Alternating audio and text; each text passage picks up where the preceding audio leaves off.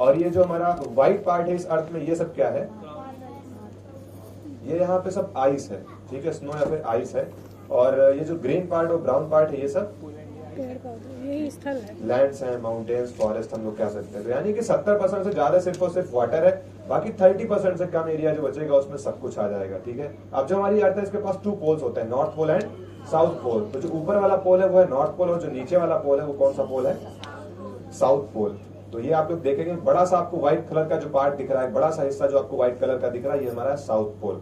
और अभी मैंने बताया था आपसे कि जो आप लोग व्हाइट पार्ट देख पा रहे हैं ये सब है आइस। तो जो हमारा साउथ पोल है यहाँ पर भी सब क्या है? आइस है। इसको हम लोग बोलते हैं आइस कैप्स या फिर बोलते हैं ग्लेशियर्स। और ये जो ग्लेशियर्स है धीरे धीरे मेल्ट हो जा रहे हैं, और इनके मेल्ट होने का जो रीजन है वो है ग्लोबल वार्मिंग। और ग्लोबल वार्मिंग की वजह से हमारी अर्थ का जो टेम्परेचर है वो इंक्रीज हो रहा है, वो बढ़ रहा है। तो एक बात बताइए, ये ग्लेशियर्स मेल्ट होंगे तो किस में कन्वर्ट होंगे? वाटर में कन्वर्ट होंगे। इस अर्थ पे पहले से 70% से ज्यादा वाटर है।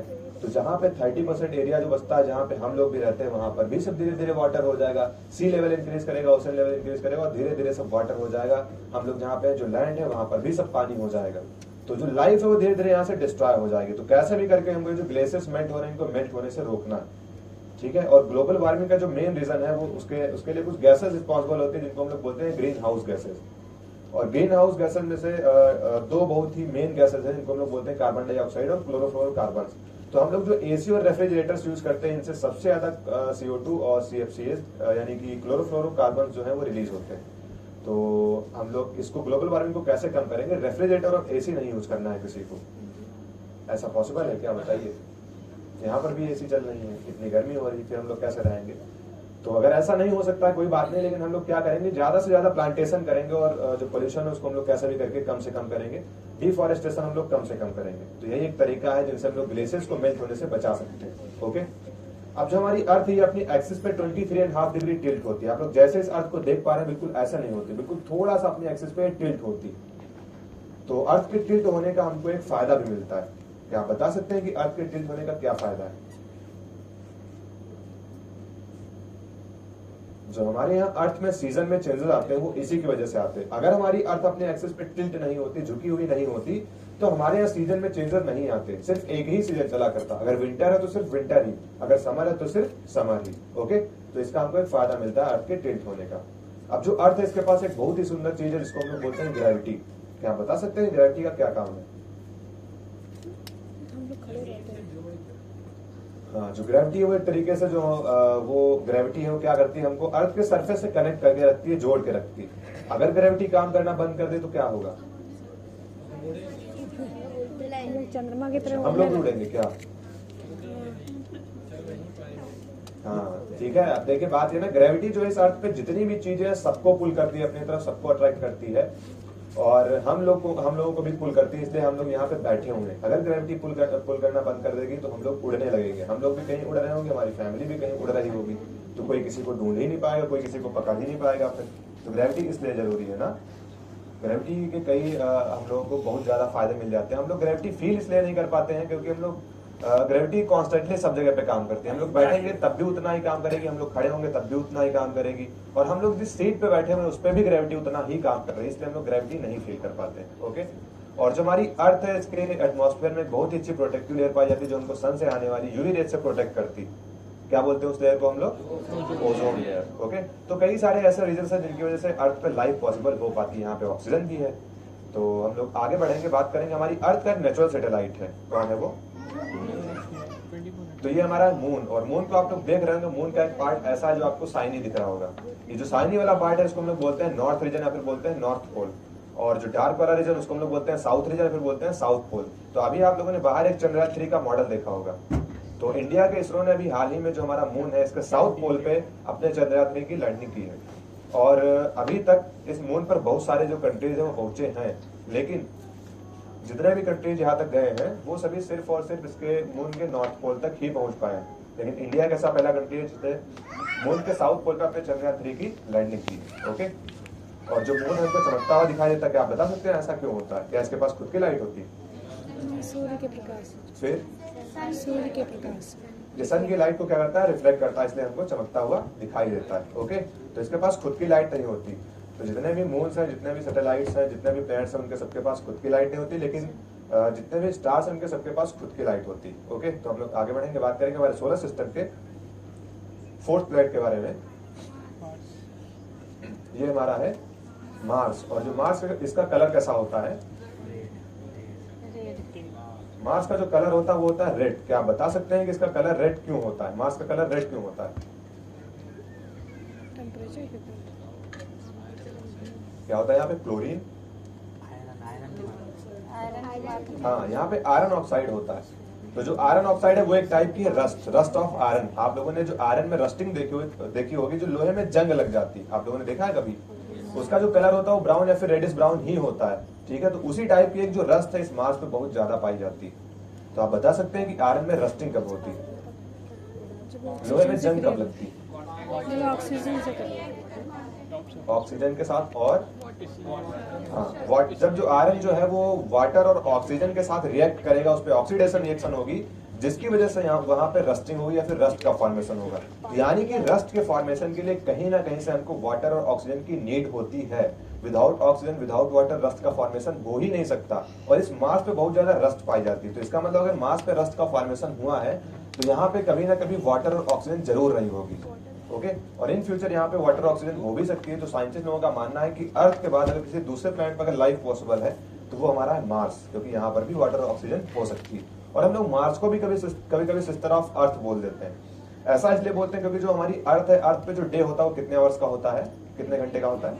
24 आवर्स का होता है। बिल्कुल वैसे ही अगर हम लोग एग्जैक्ट बात करें तो हमारे यहाँ जो डे होता है वो 23 आवर्स 56 मिनट्स का होता है। और बिल्कुल वैसे ही जो हमारा मार्स है, यहाँ पे जो डे होता है वो लगभग में 24 आवर्स 39 और 40 मिनट्स का होता है। तो काफी हद तक जो डे लेंथ है वो अर्थ का और मार्स का मैच करता है, इसलिए हम लोग कभी कभी इसको भी सिस्टर ऑफ अर्थ बोलते हैं। ओके, तो हम लोग आगे बढ़ेंगे, बात करेंगे हमारे सोलर सिस्टम के फिफ्थ प्लैनेट के बारे में, जो कि हमारा है जुपिटर। और जो जुपिटर है हमारे पूरे सोलर सिस्टम का लार्जेस्ट प्लैनेट है, सबसे बड़ा प्लैनेट यही है। आप लोग ध्यान से देखेंगे तो यहाँ पे एक आई जैसा एक छोटा सा स्ट्रक्चर है। तो ये जो आई जैसा एक छोटा सा स्पॉट या फिर छोटा सा जो स्ट्रक्चर है, ये यहाँ का सबसे भयंकर सबसे बड़ा एंटी साइक्लोन है, जो कि यहाँ पे ये हर वक्त घूमा करता है। इस स्पॉट को हम लोग बोलते हैं the great red spot. The great इसको हम लोग इसलिए बोलते हैं क्योंकि ये एक छोटा सा स्पॉट जो है ये हमारी अर्थ से भी 2-3 गुना बड़ा है, तो इसलिए हम लोग इसको द ग्रेट बोल देते हैं, द ग्रेट रेड स्पॉट बोलते हैं। तो ये जो पूरा का पूरा प्लैनेट है ये तो काफी बड़ा है। इसमें लगभग में 1300 अर्थ कंप्रेस की जा सकती हैं, इसमें 1300 पृथ्वियां समा सकती है, इतना बड़ा ये प्लैनेट होता है जुपिटर। और अभी तक आप लोगों ने मरकरी टू मार्स जितने भी प्लैनेट्स देखे थे वो सभी रॉकी प्लैनेट्स थे, एक तरीके से सॉलिड थे। लेकिन आप लोग जुपिटर टू नेपट्यून जितने भी प्लैनेट्स देखेंगे सभी गैसियस हैं, ये भी एक गैसियस प्लैनेट है। ओके, और अभी तक जुपिटर के लगभग में 90 से भी ज्यादा जो मून्स है वो डिस्कवर किए जा चुके हैं। जुपिटर के 90 से भी ज्यादा जो मून्स हैं वो डिस्कवर किए जा चुके हैं। ओके, और जो हमारा जुपिटर यहाँ के जो ईयर्स होते हैं, जो साल होते हैं, काफी बड़े होते हैं। जब हमारी अर्थ पे 12 ईयर्स कंप्लीट होंगे तब जाकर के जुपिटर का 1 ईयर कंप्लीट होगा। तो यहाँ के हमारी अर्थ के 12 साल और जुपिटर का 1 साल बराबर है। ओके, तो हम लोग आगे बढ़ेंगे, बात करेंगे हमारे सोलर सिस्टम के 6th प्लैनेट के बारे में,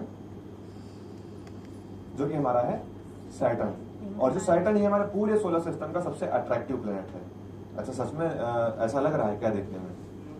अभी अर्थ आई थी वो तो काफी अच्छी, वीनस था वो भी अट्रैक्टिव लग रहा था हमको देखने में। लेकिन बात यह ना कि जो सैटर्न इसकी एक अलग पहचान होती है। हाँ, इसके पास क्या होते हैं? रिंग्स होते हैं। तो रिंग्स की वजह से हमारे पूरे सोलर सिस्टम का सबसे डिफरेंट और सबसे अट्रैक्टिव प्लैनेट बन जाता है। लेकिन रिंग्स तो आप लोग यहाँ पे देख नहीं पा रहे हैं। तो ऐसा इसलिए क्योंकि हमारी जो स्क्रीन है वो स्फेरिकल है, तो उसके जो रिंग्स होते हैं उसके सरफेस के बाहर होते हैं, उनको हम लोग आउटर रिंग्स बोलते हैं। तो मैं आपको यहाँ पे रिंग्स नहीं दिखा सकता, लेकिन रिंग्स इसके पास होते हैं, और रिंग्स की वजह से ये सबसे अट्रैक्टिव प्लैनेट बन जाता है। ओके, और जो सैटर्न है ये भी एक गैसियस प्लैनेट है। तो हम लोग जैसे एक बहुत बड़े बैलून को अगर फुलाएं, उसको अगर हम लोग वाटर पे रखेंगे तो वो क्या करेगा? फ्लोट करेगा। ठीक है, चाहे जितना बड़ा बैलून हो। तो बिल्कुल वैसे ये जो हमारा प्लैनेट है सैटर्न, ये काफी बड़ा प्लैनेट है। ये भी गैसियस है, और गैसियस है तो इसकी डेंसिटी कम है। डेंसिटी कम होने की वजह से ये भी वाटर पे फ्लोट कर सकता है। अगर हमारे सोलर सिस्टम में कोई ऐसी कंडीशन आती है कि सब पूरा पानी फैल जा रहा है, सब पानी भर जा रहा है, ठीक है, तो सिर्फ और सिर्फ एक ऐसा ही प्लैनेट है जो कि उस पर फ्लोट करेगा, वाटर पे फ्लोट करेगा। बाकी जितने भी प्लैनेट्स हैं वो सभी सिंक कर जाएंगे, सभी डूब जाएंगे। ओके, और जो हमारा सैटर्न इसके अभी तक लगभग में सबसे ज्यादा इसी के मून जो है वो डिस्कवर किए गए। लगभग में 274 मून जो है इसके डिस्कवर किए जा चुके हैं। ओके, और इसका एक फेमस मून है जिसको हम लोग बोलते हैं टाइटन। तो हम लोग आगे बढ़ेंगे, बात करेंगे हमारे सोलर सिस्टम के 7th प्लैनेट के बारे में। ये हमारा यूरेनस। और जो यूरेनस है इसका जो कलर आप लोग देख पा रहे हैं, इसका कलर ऐसा इसलिए क्योंकि यहाँ पे मीथेन और अमोनिया गैसेस बहुत ज्यादा पाई जाती है। और जो हमारा यूरेनस है ये हमारे पूरे सोलर सिस्टम का कोल्डेस्ट प्लैनेट है, सबसे ठंडा प्लैनेट यही होता है। इसका टेम्परेचर लगभग में -224 डिग्री सेल्सियस होता है। इतना कम टेम्परेचर होने की वजह से एक आइस जायंट बन जाता है, एक बर्फ का गोला बन जाता है। और ये भी हमारी अर्थ से बड़ा होता है, हमारी पृथ्वी से ये भी ग्रह जो है वो बड़ा होता है। इसमें लगभग में हम लोग 63 अर्थ कंप्रेस कर सकते हैं, इसमें 63 पृथ्वियां समा सकती है, इतना बड़ा होता है ये। ओके, और जो यूरेनस है ये भी अपनी एक्सिस पे उल्टा रोटेट करता है, मैंने स्टार्टिंग में आपको बताया था। एक बात बताइए, ये सन से 7th नंबर पे है, अभी लास्ट में एक प्लैनेट बाकी है नेपच्यून, जो सबसे ज्यादा दूरी पे वो है, सन से सबसे ज्यादा डिस्टेंस पे वो है, तो सबसे ज्यादा ठंडा तो उसको होना चाहिए क्योंकि सबसे ज्यादा दूरी उसकी है। लेकिन ये 7th नंबर पे जो प्लैनेट है ये सबसे ज्यादा ठंडा होता है, ऐसा क्यों? कुछ आइडिया किसी को? गैसेस की वजह से। क्योंकि जो लास्ट वाला प्लैनेट होता है नेपच्यून, उसके पास एक स्ट्रॉन्ग मैग्नेटिक फील्ड होता है, तो वो क्या करता है, इस यूरेनस पे अपना मैग्नेटिक फोर्स लगाता है और इसके एक्सिस पे मोर देन 90 डिग्रीज को टिल्ट कर देता है, एक तरीके से रोटेट कर देता है। तो हम लोग इसको बोलते भी, यूरेनस को हम लोग बोलते भी है लेटा हुआ ग्रह या फिर लेटा हुआ प्लैनेट बोलते हैं, क्योंकि ये अपने एक्सिस पे एकदम से पूरा सा एकदम टिल्ट है, झुका हुआ एक तरीके से।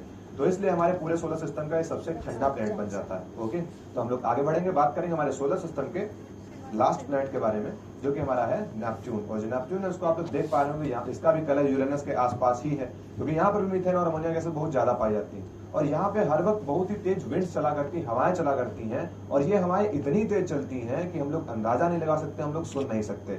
ऐसी विंड्स को हम लोग बोलते हैं सुपरसोनिक विंड्स। और ये विंड्स जो है वो यहाँ पे हर वक्त चलती हैं, इसलिए हम लोग कभी कभी इस प्लैनेट को विंडी प्लैनेट बोल देते हैं। और ये जो हमारा प्लैनेट है ये नेपच्यून, ये भी हमारी अर्थ से बड़ा होता है, काफी बड़ा होता है। तो अगर हम लोग अर्थ को अपने एक मटर के दाने जितना मान ले, तो जो हमारा नेपच्यून होता है ये बास्केटबॉल जितना बड़ा होता है, काफी बड़ा प्लैनेट होता है। यानी कि हमारी अर्थ एक मटर के दाने जितनी और नेपच्यून बास्केटबॉल जितना बड़ा, काफी बड़ा प्लैनेट होता है ये। ओके, और अभी तक आप लोगों ने जितने भी प्लैनेट्स देखे थे उनमें सबसे ज्यादा लंबे और सबसे बड़े जो ईयर्स होते हैं वो यहीं पे होते हैं, नेपच्यून पे होते हैं। जब हमारी अर्थ पे 165 ईयर्स कंप्लीट होंगे तब जाकर नेपच्यून का 1 ईयर कंप्लीट होगा। यानी कि हमारी अर्थ पे 165 साल पूरे हो जाएंगे और नेपच्यून का केवल 1 साल पूरा होगा। तो सबसे ज्यादा बड़े और सबसे लंबे ईयर्स जो होते हैं वो नेपच्यून पे होते हैं। तो जिसको भी अपनी लाइफ बहुत ही लॉन्ग करनी, बहुत ही लंबा जीवन जिनको व्यतीत करना, वो लोग नेपच्यून पे जा सकते हैं। क्योंकि आप लोग जब यहाँ पे 1 साल पूरा करेंगे तब तक हमारी अर्थ पे 165 साल पूरे हो जाएंगे, यानी कि आपकी 2 जनरेशन लगभग में अपनी लाइफ कंप्लीट कर चुकी होंगी। तो कोई ऐसा है जो यहाँ पे जाना चाहेगा? बताइए, यहाँ जाना चाहेंगे सर क्या? हाँ, तो ठीक है, ऐसा नहीं है कि सिर्फ साल बड़े हैं तो हम लोग वहां चल दें। अरे सिलेंडर लेके भी नहीं जा पाएंगे।